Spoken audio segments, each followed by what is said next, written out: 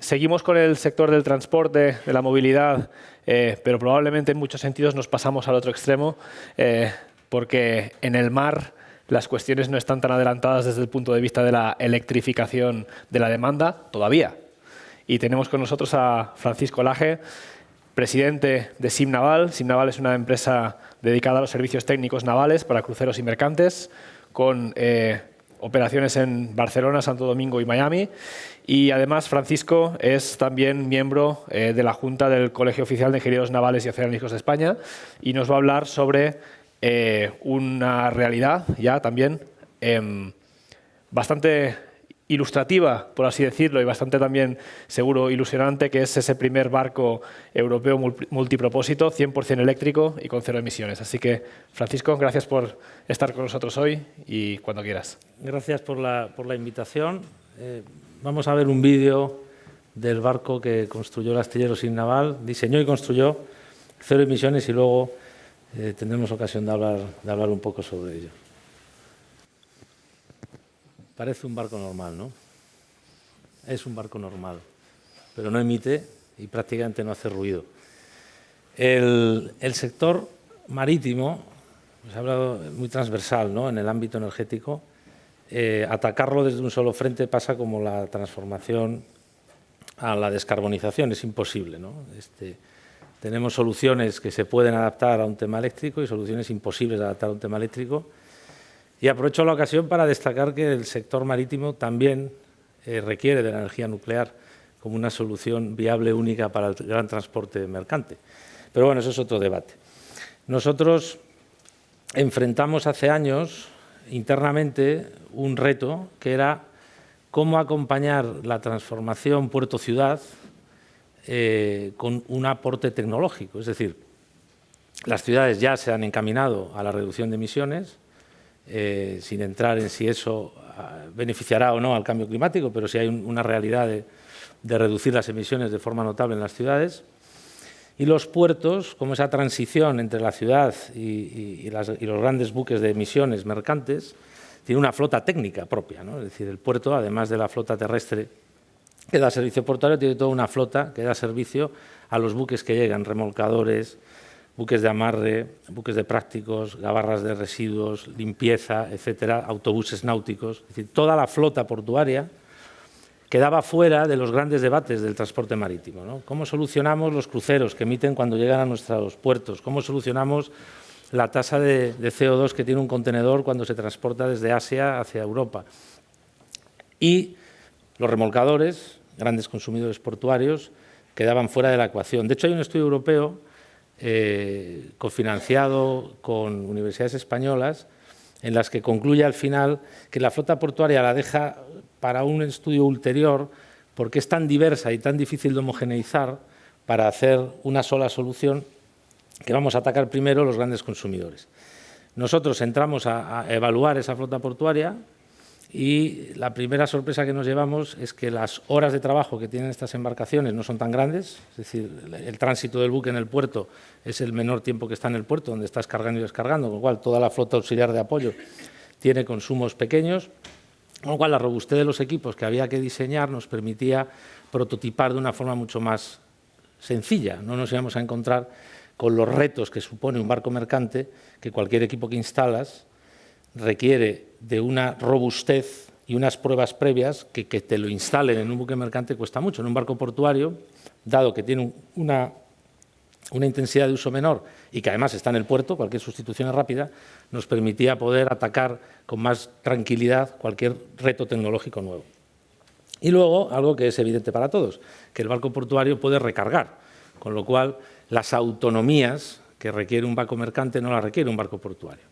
Entonces, cuando hicimos un análisis de todas las soluciones que había tecnológicas, vimos que la combinación de la batería con los motores de imán permanente daban el mejor rendimiento a la embarcación, el OPEX quizás un poco mayor que otras tecnologías, pero desde un punto de vista de seguridad inmediata es una solución muy razonable. El hidrógeno, que también se estudió, que luego me interesará escuchar cuestiones técnicas de detalle de esa prueba, genera un tema de seguridad muy alto, ¿no? Sobre todo en las embarcaciones, por la volatilidad de la molécula, la transmisión a través de las tuberías, etcétera, y luego el riesgo de explosión.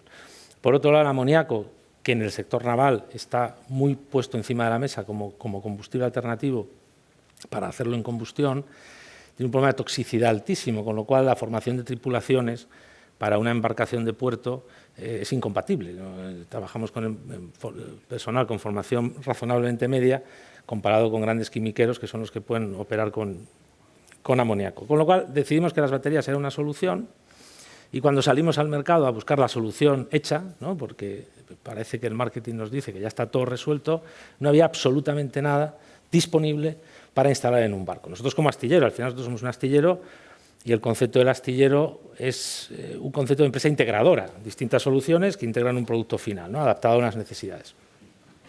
Y nos vimos obligados a convertirnos en desarrolladores de un producto, que era la propulsión eléctrica. No solamente el barco, sino la propulsión eléctrica.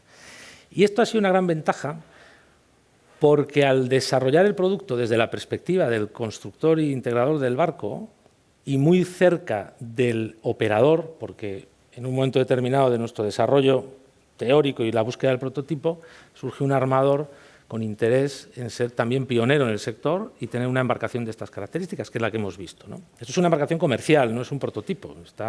De hecho, el otro reto fue normativo, que fue a conseguir las aprobaciones de la Dirección General de la Marina Mercante para algo que no tiene normativa, que esto es otro tema. Estamos aquí debatiendo constantemente sobre grandes avances tecnológicos en un país tremendamente burocrático y cuando no hay normativa, el funcionario que tiene la obligación de aprobar algo no sabe qué hacer.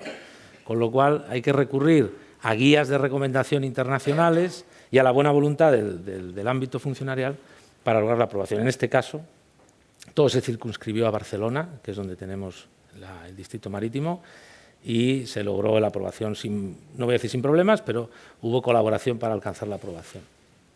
Pero bueno, el problema que nos encontramos, vuelvo a lo que estaba diciendo, de no existir una solución, nos sorprendió muchísimo y nos dio a entender, y nos ha dado a entender, y en estas presentaciones y cuando debatimos con los actores tecnológicos, nos damos cuenta que estamos en las antípodas de lo que se nos está exigiendo. No hay tales desarrollos. Hay mucho discurso sobre cuestiones en un plano muy cualitativo, cuando bajamos a lo cuantitativo no encontramos realidades. Y eso, en el fondo, es una gran ventaja en la reindustrialización de la que ponemos como cabecera, ¿no? Primero reindustrializamos para luego hablar de energía.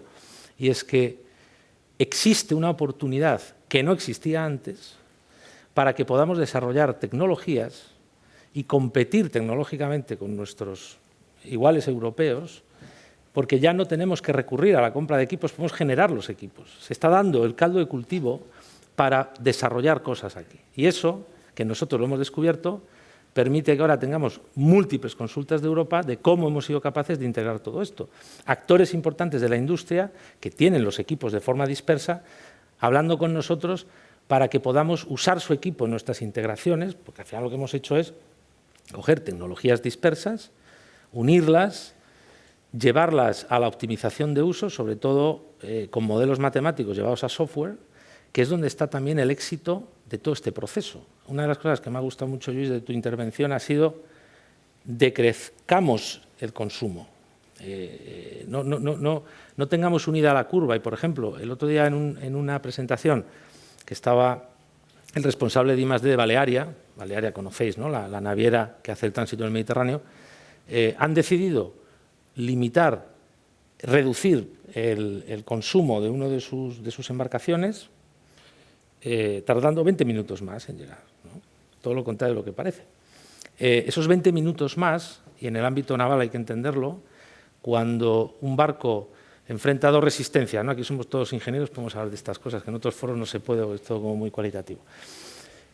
Tenemos la resistencia viscosa, ¿no? Que estaba proporcional a la velocidad, y luego tenemos la resistencia a las olas, ¿no? Cuanta más velocidad cogemos, ese crecimiento es al cubo de la velocidad. Con lo cual, cuando superamos aproximadamente en el ámbito de navegación libre los 12 nudos, empezamos a tener unos consumos. Esos 20 minutos han reducido un tercio del consumo que tenían antes. 20 minutos en las islas. Entonces, Claro que tenemos que encontrar combustibles alternativos, ¿no? Pero es que en la operación de nuestros equipos tenemos una importante capacidad de reducir el consumo. Y eso es lo que nosotros hemos enfrentado en este barco. Cuando nosotros discutíamos con los operadores, con el usuario final de la embarcación portuaria, le preguntábamos que qué prisa tenía por llegar al muelle si no era para tomarse el bocadillo, después de haber hecho la operativa que tuviera que hacer en el fondeo, ¿no? Esta embarcación concretamente tiene varias funciones, es mala para todo y es buena para tener muchos datos, ¿no? Es decir, operativamente el armador ha hecho una inversión bastante importante en esta embarcación y quería que hiciera todas las cosas posibles que puede hacer un barco, ¿no? Entonces, amarra, desamarra, es remolcador, lleva carga líquida, lleva carga sólida, lleva personas, bueno, es una navaja suiza en el mar, ¿no? A nosotros nos va muy bien porque nos permite tener lecturas, porque está muy digitalizado el barco, de todo lo que está haciendo en los distintos tipos de servicio, con lo cual nos ayuda mucho al diseño de que ahora hablaremos un poco de los proyectos que tenemos en marcha. Pero uno de los temas clave era, este barco se va al fondeo, amarra petroleros, ¿no? Esta es la paradoja, su misión fundamental es descarga de combustible fósil. Tiene que estar parado allí prácticamente, o sea, tiene un tránsito de unos 15 minutos aproximadamente, 15 o 20, pues esos 5 minutos supone reducir a la mitad el consumo del tránsito. Esos 5 minutos. Con lo cual, las baterías, que al final la producción de baterías va a ser un reto que tenemos a nivel industrial importante, como acumuladores energéticos, de tener que instalar prácticamente 1 megavatio hora de baterías a llevar instalados 500 kilovatios hora, ¿no? En aquel estudio yo recuerdo defendiendo una postura un poco absurda, porque como astillero, si vendo más baterías, se supone que obtengo más beneficios. Pero al final estás creando un patrón comercial que también hay que luchar contra eso, que toda tecnología de baja emisión, o de emisión cero, como es el caso, es cara. Con lo cual, ningún actor privado se atreve a dar el paso si no es con dinero público de fondo, ¿no? Hay que lograr unidades de transporte, en este caso de servicio y transporte, que es este barco, es una mezcla, que tengan las emisiones muy reducidas o cero, de la forma financieramente más competitiva posible. Y nosotros aquí hicimos un análisis muy interesante, de la mano del armador, que tenía una base de datos muy importante de sus operativas. Un barco convencional cuesta 100, un barco eléctrico cuesta 150, más o menos, en el ámbito portuario. Ahora con el precio de las baterías tenía tendencia a bajar, con la subida generalizada de precios de commodity ha habido como que se ha quedado un poco estancada, no ha subido, tampoco ha bajado. Pero las baterías, si las saco del barco, el barco sin baterías, como el juguete de los niños en Navidad, sin pilas, por cierto, acordaros que luego no venden las pilas con el juguete en Navidad y el niño por la mañana no tiene cómo jugar. Quitando las pilas del barco, el barco es mucho más barato que un barco convencional y su mantenimiento es prácticamente nulo. No tenemos gases de escape, con lo cual no tenemos todos los problemas de corrosión por azufre y depósito. Pensar que en el mar la humedad, no solo que lleva, por supuesto, el gas de combustión, sino la humedad que condensa marina, crea unas corrosiones muy fuertes y puntos de corrosión muy fuerte en todas las tuberías de escape. El agua salada de refrigeración. Los barcos llevan un sistema centralizado de agua salada de refrigeración, lo que permite que podamos trabajar con unos puntos de referencia muy estables, no como pasa a veces con el ámbito industrial. Todo eso desaparece. Tenemos circuitos de combustible que ya no existen, con los problemas que tienen los combustibles, que el combustible lleva muchísima agua, al menos el marino, y estropea todos los tanques, etcétera. Entonces, todo eso hace que el barco sea más económico en su construcción y mucho más económico en su mantenimiento. Bueno, pues el cálculo que se hizo fue que el menor mantenimiento, todo esto con los intereses que había en aquel momento, en el año 2021, ahora con los intereses que hay bancarios cambia un poco la cosa, pero bueno, el coste de menos mantenimiento, ¿de acuerdo?, compensaba en 7 años la inversión en baterías. Financieramente, el barco era más barato, pagaba las baterías en menos mantenimiento y una vez se habían igualado esas dos curvas, a partir de ahí era un beneficio extra que tenía ese barco en operación. Porque estos barcos, su coste real no es el consumo, a diferencia de otros tipos por el número de horas que hacen. Es decir, la reducción de emisiones es un hecho, se pasa a cero, bueno, en este caso cero. Hay un tipo de operación que es el remolcador grande, que tenemos un reto, porque son embarcaciones con una instalación de potencia muy alta para un consumo natural de un 20% de los motores, conseguir esos picos de demanda en el caso de grandes vientos y tener que sujetar los barcos, el volumen de baterías que hace falta para no usarlo nunca es otro problema, porque la batería ni hay que pasarse usándola, pero también hay que usarla, porque si no, en el ciclo químico de la batería, si no entra dentro de unos ciclos, se va estropeando, el detalle ya no lo sigo, pero sí sé que en las pruebas que te enseñan en las curvas, si exiges mucho a la batería te la cargas y si no le exiges nada, también te la cargas. Entonces, el resultado de todo eso es que la flota portuaria se puede y se debe electrificar, es decir, hay una solución ya existente, la hemos desarrollado aquí, está operando en Castellón, de un armador vasco construido en Cataluña, tenemos todos los componentes, y la tendencia que hay en el ámbito portuario es a que toda la flota propia portuaria se pueda electrificar, ella sí se puede electrificar, y el problema de recarga en el puerto, Valencia tiene un estudio hecho, si todas las naves logísticas de los puertos nuestros se cubren de placas solares y se logra una acumulación razonable de toda esa energía, que pueden ser los mismos barcos, y ahí es donde el remolcador cobra una importancia, que ese exceso de batería que tiene lo puede utilizar para cederle energía a otros y absorber energía de las placas solares. De hecho, este barco, en el planteamiento que tiene de energía de economía circular del armador, su nave la llenó de placas solares, 80 y 90 kilovatios de placas solares, una nave pequeña. Con eso, si tuviéramos acumuladores en tierra, seríamos capaces de que este barco y los vehículos terrestres que tiene el armador en Castellón para la operación del puerto de Castellón, él hace toda la parte de amarre, desamarre, recogida, marpol, etcétera, todo eso quedaría cubierto con la energía que produce por placas solares. Con lo cual, el ámbito portuario puede ser un agente no consumidor de su operación. Otra cosa es, y alguien me preguntará, pero esto que estamos oyendo de los OPEs y tal, bueno, otra cosa es que queramos enchufar a un crucero al puerto.